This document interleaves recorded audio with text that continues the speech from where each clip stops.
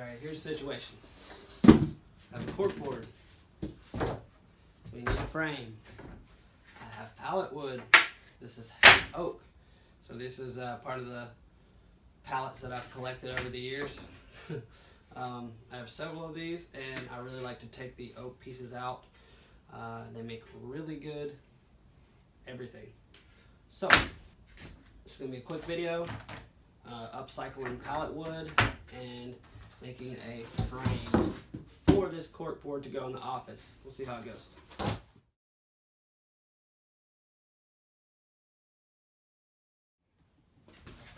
My cork board is 30 inches by 20 inches. So, I'm going to start by getting the lengths on these that I need for the top and the bottom. The top is, they're 3.5 inches wide, so that gives me a total of 7 inches extra, and I want to hang that over 2 inches on each side. So we're going to add 7 inches plus 2.5 plus 2 inches on each side. So that's 4, 3, 11 inches to 30 inches. So that's 41 inches of board that we need. So I'm going to go ahead and get this going and square up these two ends, and then cut my 41 inches.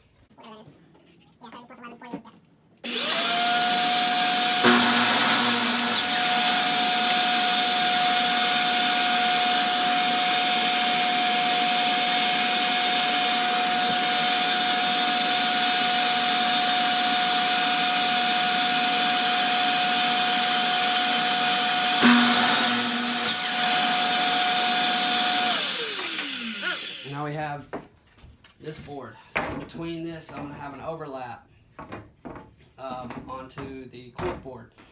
So that's going to bring my sides in. My overlap, I want to have about 1 inch of overlap. So this is 20 inches.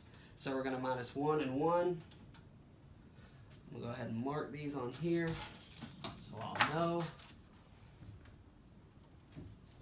And that is going to give me distance of blah blah blah. 18 inches. So 18 inches between each piece. So now I need to cut this board 18 inches. I need to do it twice. Go ahead and square this in.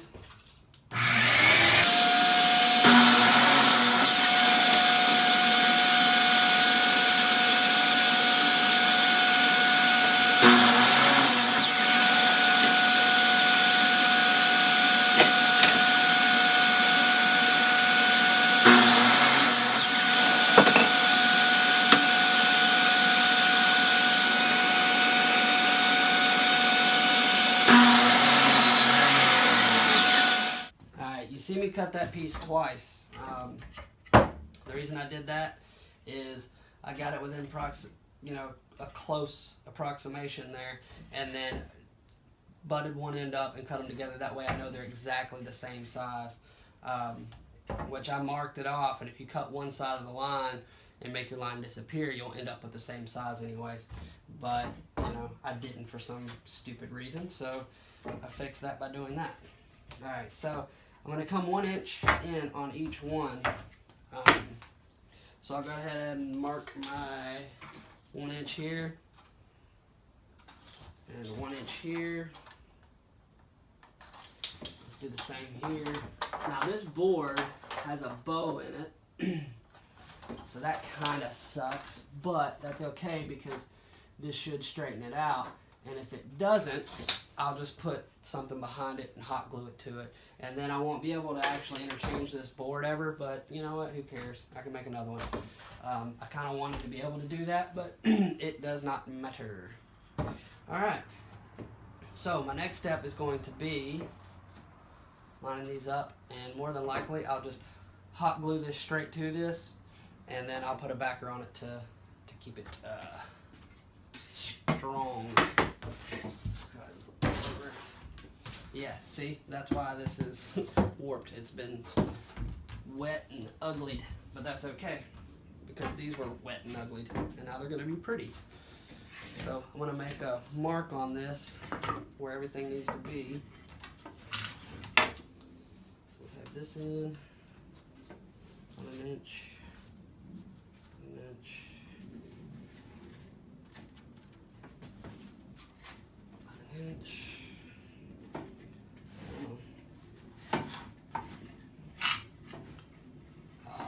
See, that's why it sucks having a small shop. Can't do nothing. Can't move around. So, move this over there. Now, if you remember, I said I wanted 2 inches of clearance here for both sides, so I gave myself that extra bit of hangover. And that's just for the look of it. I think it'll look good with that hangover like that. Come on. So now that we got it where we want it, and I lost my pin, there it is. I want to go ahead and mark it at 2 inches, and I'll know where to stop. Well, actually, no, that's going to cause a problem because I didn't account for the fact that I want 1 inch of hangover. So let me go in 3 inches from each side. It's not going to affect anything. It's just going to be, the hangover is going to be more, which is okay if you can live with that. Because the overall, oh, excuse me. Yeah, no, that's right, 1 inch because it accounts for both sides. So let's go ahead and go to the 3 inch mark.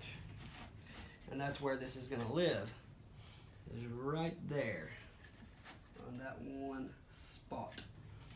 So it lives right there. So that's cool. Move this out of the way. Take a square. This one will work better.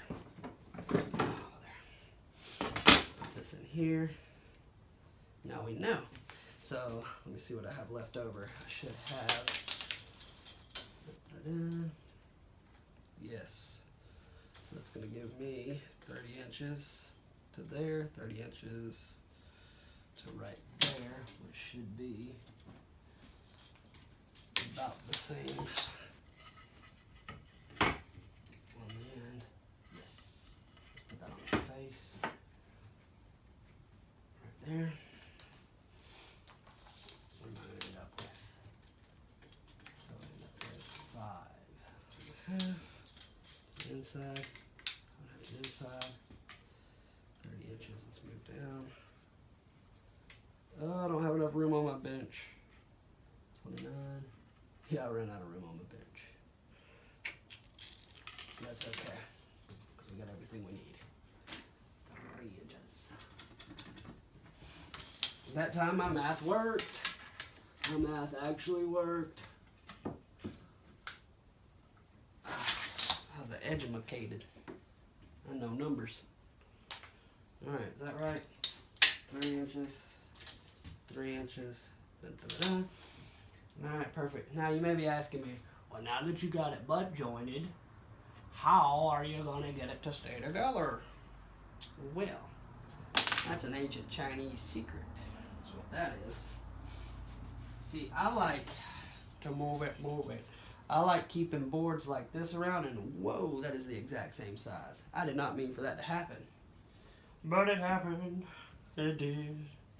So what I'm going to do is I'm going to glue this right here to you and you and you. How do you like that? Oh, I need my glue gun. What I'm trying to say is stuff doesn't have to be as complicated as some people make it out to be. These simple little jobs like this, it doesn't have to be elaborate. I mean, as long as it works and it looks good, that's all that matters on stuff like this. Now, box joints and dovetails and puppy dog tails or whatever. Now that matters because, well, it just does. You know, you want it to look good and nice. And I have those projects where I do it that way. It's all nice and pretty. You know, and you sit there and you spend hours on one little cut and chisel and joint. And latte Uncle Tom da. You know? So, I do have those projects where I do that. But this is not one of them. So, I do apologize for those people who really want to see dovetails and box joints and whatever else. That's not going to happen right here. So, if you can deal with that, keep on watching, and I'd appreciate it. If not, yeah, I know. I apologize for that. Because you gotta apologize for everything these days. You know? Everybody gets offended. Somehow, some way. So don't get offended. You know? It is what it is. Okay, I'm just rambling on. I do apologize if you're offended by that. Okay, I didn't wait long enough for this glue to harden. I meant to get whatever hot, but it's good enough for what we gotta do. All I gotta do is stick you to you and you. Give it some pressure.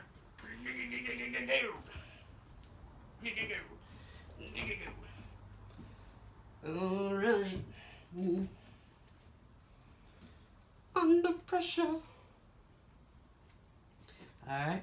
So we know it's nice and square because we're using a little framing square here. Little square here, there. Now let's go ahead and fill it up with some goo. Are you ready for the goo? The goo, goo, goo. Now you may be asking yourself, what are you doing, guy on the internet? Are you really going to put that together with hot glue? And I'm going to say, yes. Viewer who is sitting at home watching, I am going to put it together with hot glue. Ew, what is coming out of this hot glue gun? It's like bleeding. My hot glue gun's got kidney stones or something. There's like little things coming out of it, red things. Like bloody something or others. I've never seen that before. What if some guy at the factory's hand got cut while he was making the glue sticks? And like that's part of his finger coming out in the glue sticks. Stanley was like, dude, we can't afford to remake these glue sticks, so leave his finger in it. Now, believe it or not, this will be strong as hell. This will be strong, I'm telling you. It's already hard, hardy, and the yellow glue will just solidify in the future. And I have all faith in this thing that it's put together better than one from the dollar store. I don't know. Maybe not. Alright, so where are we going here? 3 inches. 3 inches again. Making sure I did my math correct. 3 inches again. Yes, I did. Yes, I did. Yes, I did. Alright, perfect. There you are. Oh, look. Oh, looky here. Oh, I gotta cut this one. There it is. Date is. Alrighty then. We'll make a mark right there. I'm gonna take this and cut it.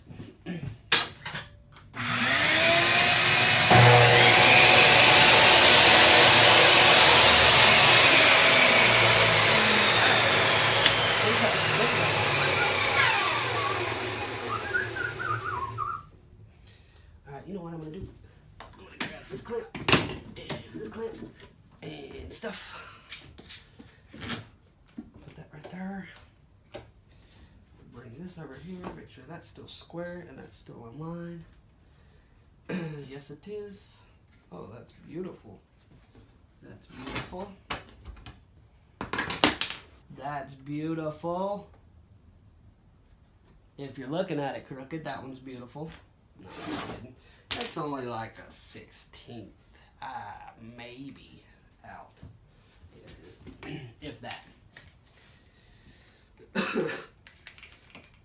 But that's probably due to that freaking saw over there. I was cutting a log on it one time.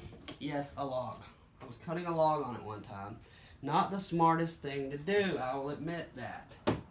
Now, because I about went blind that day, and that's why it's missing the guard. If you notice that the guard's gone, that is why. I was stupidly cutting it, and you know, when you cut something round in a circular saw, it wants to spin. Well, it spun, and it got caught up in the blade, the guard. The blade warped, hit the guard busted, thing flew across the room. Luckily, everyone was okay, except for the saw guard. It disappeared that day, and so did my confidence on the miter saw. No, I'm just kidding. I still use it, and I still cut logs. But I do it with clamps. I'll put a clamp on it and go to town. Just, you know, put a bottom on it, basically. A flat spot before I do anything.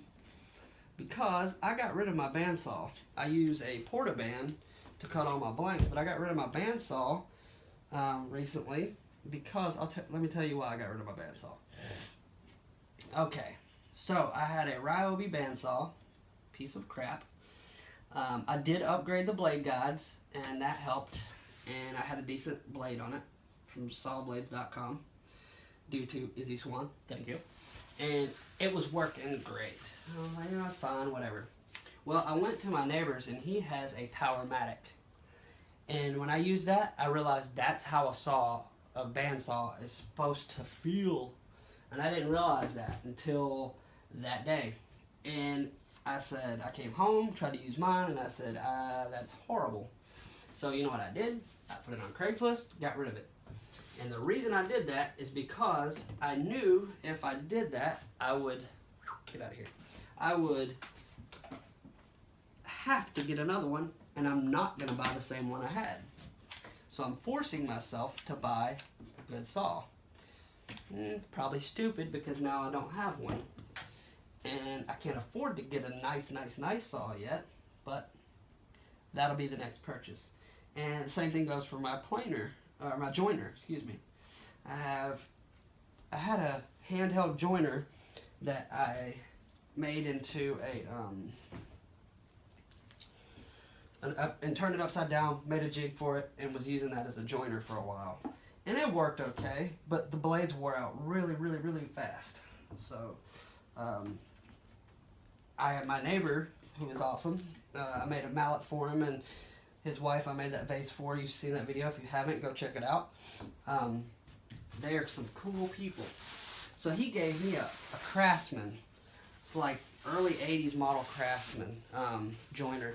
And it's just the bed, and it still has the blades and everything. All it needs is a motor and a stand. And I seen one in the pawn shop the other day that was in perfect condition, like it was back in 1980 again, and it was on the floor at Sears. So it was awesome. And it made me realize, man, I really need to get mine working. So right now I'm looking for a good motor. I have a few in mind that I have out in storage out here in a storage building by my shop. But the RPMs aren't there. I could do some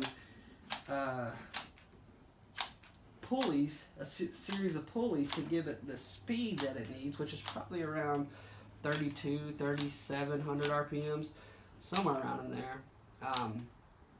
So I could do that, but if I do, I'll put too much strain on that motor, and I need like at least 1 horsepower, you know, maybe a 3/4, but I don't want to put a half horsepower or something. I don't want to put nothing too weak on it, but you know, ow, I just burnt the heck out of myself. But I may try it with a weak motor to begin with and see what happens, and just go up from there. So that's kind of what I did. I forced myself to upgrade by getting rid of things. I did the same thing with the handheld. I don't know why I got rid of the handheld. That was stupid. I just did because I said, well, if I keep using this jig and this handheld inverted upside down, there's a little Ryobi one.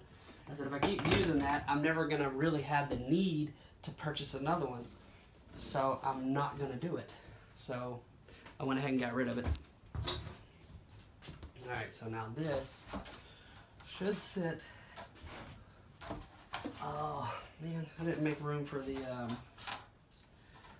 for the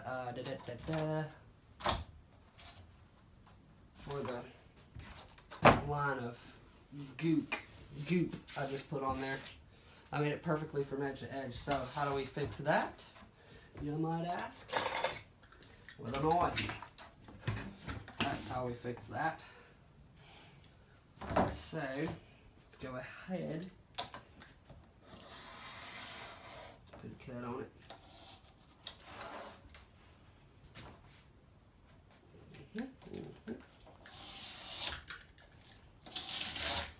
Oh yeah.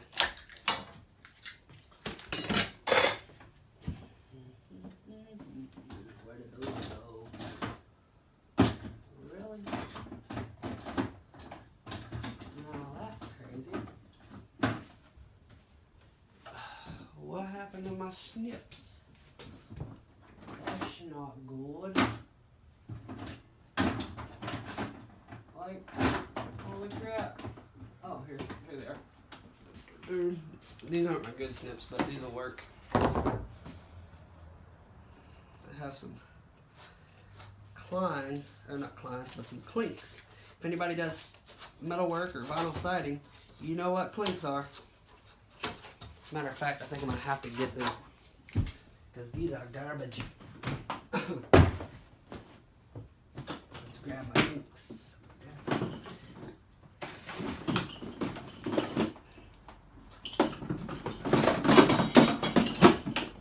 So in my opinion, these are the best snips out there.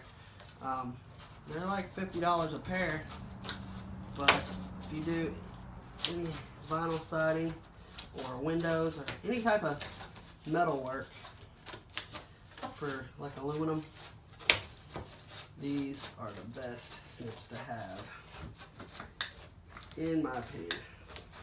And a lot of other people will agree with me. But these always stay in my toolbox, in my tool bag. So, but they just happen to be right here, right now. There we go. Now, that's pretty. So, here's the problem that I'm about to face. Is I'm not going to be able to glue all this quick enough, I don't think. So, yep. So basically, once I glue this down, that's a done deal. But I don't think I'm going to glue this down because, like I said, I'm not going to have enough time to hit the glue on all this. So, what do? We staple it. Now, if we staple it, it'd be so much easier in the future to remove it like I had talked about earlier. So, we could use a slap tacker, or we could use one of these, and oh my god, I'm almost out of staples. Oh, I am out of staples, but that's okay, because I am prepared for that situation. Here we go. Oh man, this might not be that. Well, these are only 3/8 of an inch. Holy crap. Holy crap noodles. This might work. If not, I've got an actual pneumatic stapler that'll work as well, but we'll see how this works. Foist with the sharpshooter. But a slap tacker would not be good for this situation. You'd be missing like crazy. So there's 1 inch, there's 1 inch, and about 1 inch there, about 1 inch there. We're clearing that, we're clearing that. Got sufficient room there. And Bob's your auntie. Let's roll. No, it just didn't do it. Alright, so maybe. Yeah, there we go. Just compress it. That'll work.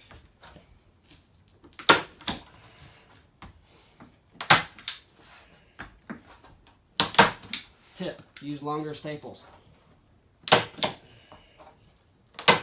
This will work for now, though. Okay.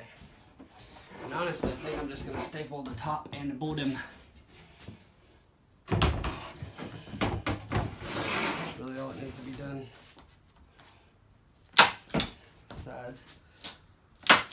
not necessary.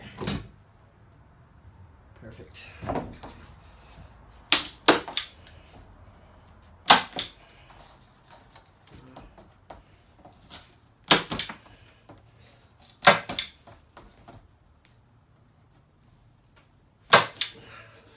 Maybe one more. All right. Way down here. Actually, turn it around so I can pinch it some.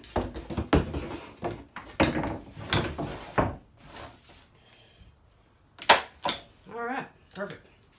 So, there it is. Let me back that thing up. Let me back you up. Up here. And wow, that's 27 minutes. Okay.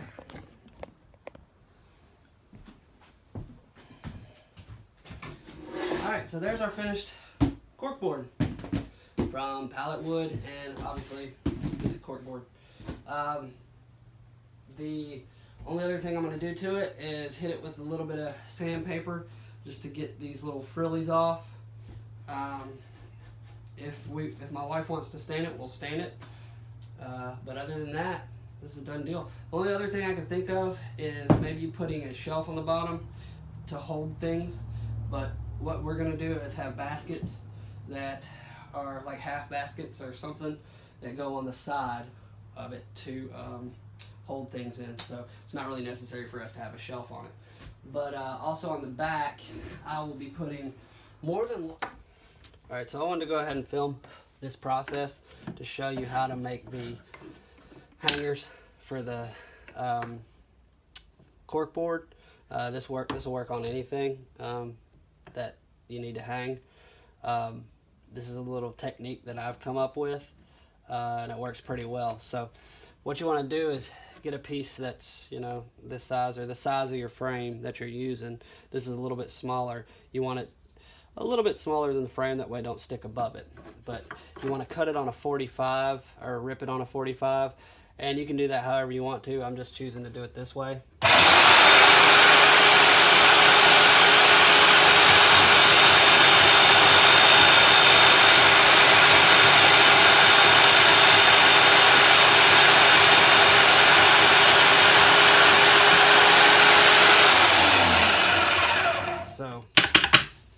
Now that you've got these two pieces on a 45, let me show you what you do with them. Alright, so once you get your 45s, your two 45s, take one of the halves and move this out of the way. Take one of your 45s and just cut a little notch in it, not all the way back to the end of the 45, but about half, not all the way back to the end of the 45, but about halfway. Just cut a notch out. Let me show you.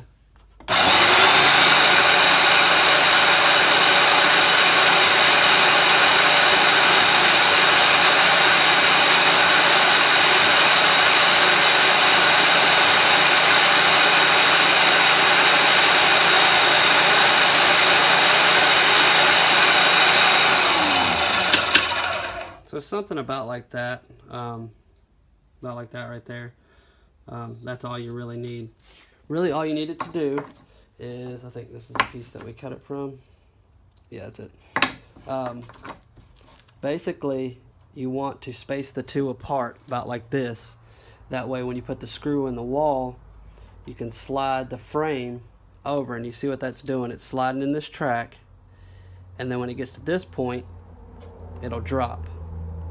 And once it drops, and in there, it's pretty much secured. Once you have this locked in, the weight of it and gravity wanting to pull it down, it's gonna lock in. And the reason you leave this bottom piece on is that way it can't slide back up.